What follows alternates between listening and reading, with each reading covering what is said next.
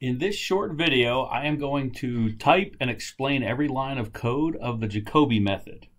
And the expectation here is that you've looked at the lecture videos and understand the method and are ready to implement this in MATLAB.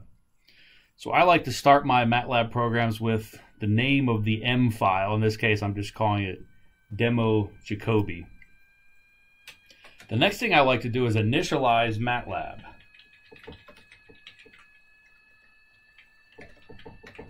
And so first I will close all the figure windows. I will clear the command window and then clear all the variables from memory. At this point I might open up a figure window if I was going to do graphics or something like that, but I'm not doing any graphics here, so I don't need to worry about that. So the first section of my code is what I call the dashboard. This is where all of the hard-coded numbers go, and no work is done here.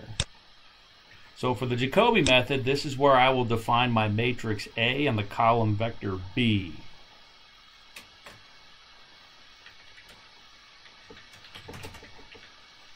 So we define A and B. So let's just do a 4x4 matrix. We can pick the same one that we've been doing for a while. And solve with other methods.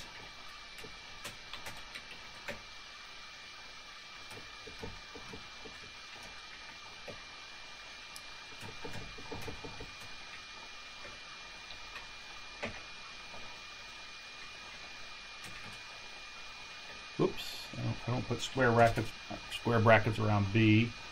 So this would be a 1, 2, 0, 2. When I write programs, one thing you'll notice I'll do is I will run it. This button up here saves and run at the same time. I will run it and then just check and make sure everything is as I think it is. I'll type a few lines of code, run a few lines of code, and keep doing that. Another thing I'll need in the dashboard, since this is an iterative algorithm, is some kind of tolerance to control the convergence of my answer.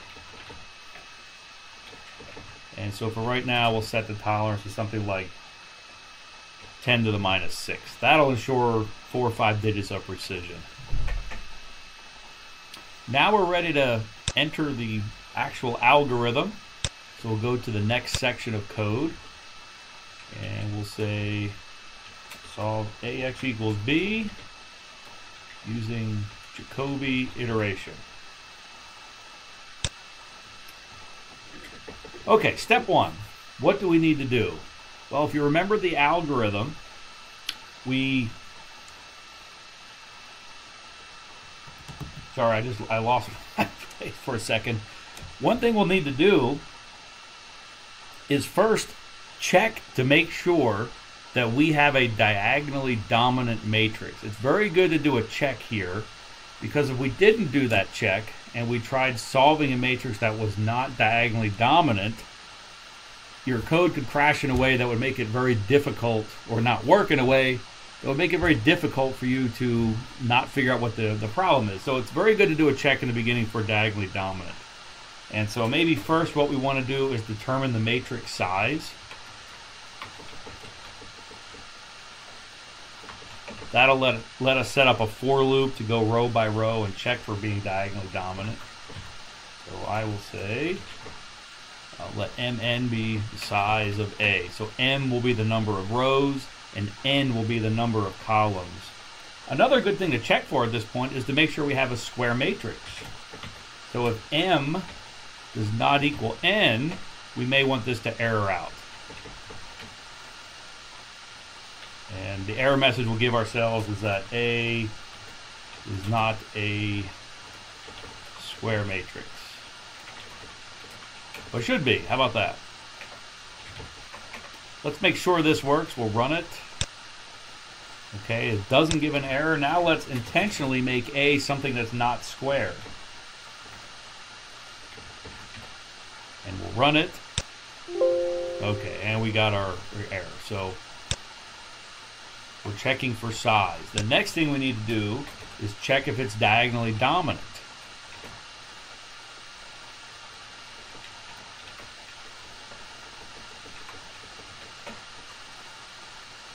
So each row itself needs to have the diagonal element bigger than the sum of all the other elements in the matrix. And we're only interested in the absolute value of all of the numbers. So we'll set up a loop over rows. For little m is 1 to big M. So that's our loop that's going over the rows. Well, maybe a simple thing to do will be to extract the row, the mth row in this case, that we want to analyze. And so it's the mth row, and then the colon means we're going to extract the entire row. Now we want to ignore sign here. So we'll just take the absolute value of that. And now row will be the mth row and make all negatives positive, keep all the positives positive. Then what I want to do is sum all of the elements in the row, but I want to subtract the diagonal element because I just want the sum of all the numbers other than the diagonal element, because that's the check for diagonal dominance. I want to check that the diagonal element is greater than the sum of all the other elements. So now we can say if the diagonal element is less than or equal to that sum, this is an error. And we'll give ourselves a meaningful error message. A must be, or maybe we'll say, is not diagonally dominant, but it should be.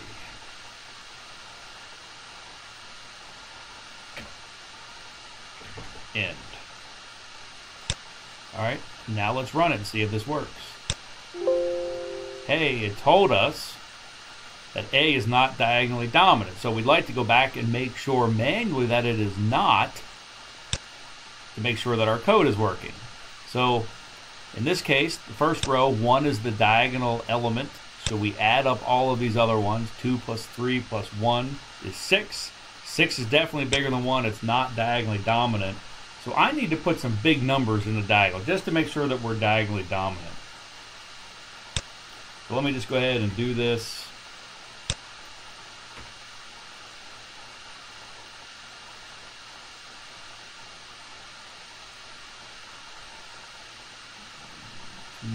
Okay, last row through 7.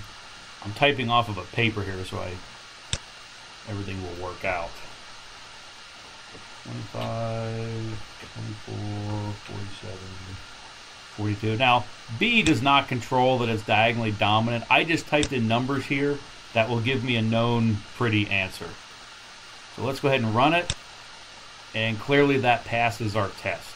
So this is very, very good practice to do checks like this at the beginning of your code to make sure the input arguments are correct. Well, we need to make an initial guess. And if we know something about the physics of the problem that went into building A and B, that might help us make an initial guess. But we don't here. We have absolutely no idea. We're just solving an arbitrary problem. So for lack of a better idea here, maybe lack of imagination, I'll just do a column vector of 1s. Could be zeros, could be random numbers. So we'll go with this for now. The next step is to extract the diagonal from A and then make that a diagonal matrix.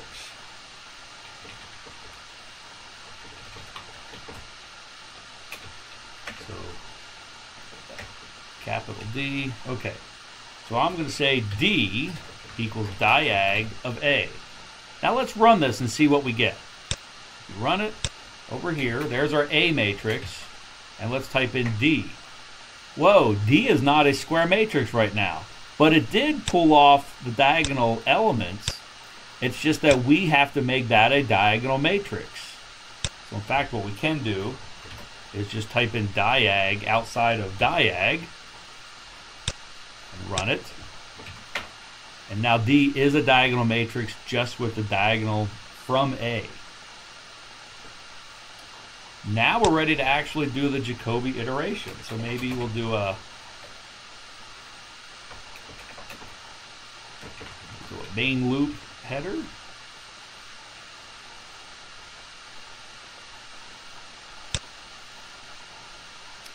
And we'll set our error to infinity, so that when we say while error is greater than our tolerance, as long as error was initialized to infinity, it will go into the loop. So this is saying do all the stuff inside the loop until that error function is less than our tolerance. And the error function is going to come from the changes in x. So when those changes in x become small enough, we'll say that the answer is done. So let's go ahead and update x, column vector x. The first thing I like to do is calculate what that change should be, and following the formulation from the notes, that's going to be d backward divide, and then a parenthesis b minus a times our current guess at x. Once we know that, how much we need to change x, we will go ahead and change the column vector x. That really should be it. The only other thing we want to do is compute the error, which comes from the dx, how much we've changed. So error is our dx. We would like to divide by x to get the relative error, but we're dealing with column vectors. So MATLAB will yell at us if we do this.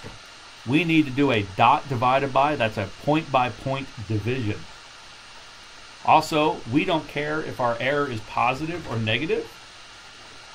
So we'll take the absolute value of that, and we could add up all of those, or we could just take the maximum change in one of those x parameters.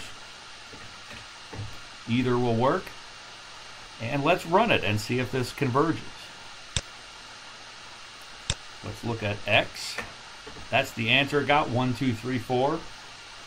And we could cheat and actually force MATLAB to tell us the answer, a backward divide b, and we get 1, 2, 3, 4. So it looks like our algorithm works.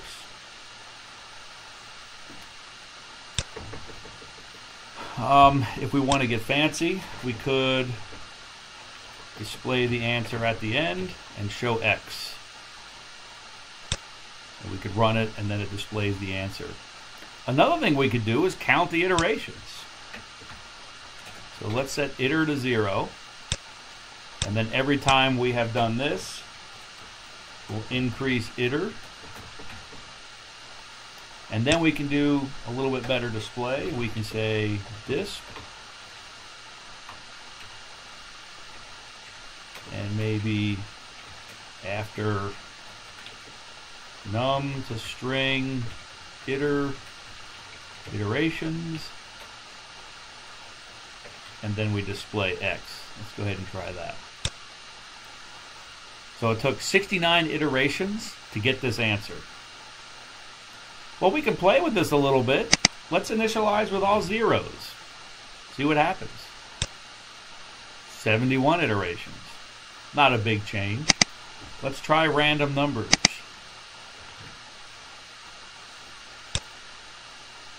Not a big change. It turns out, in this case, coincidentally, ones work best by one iteration or so, but not a huge difference. So that's it. That is Jacobi iteration.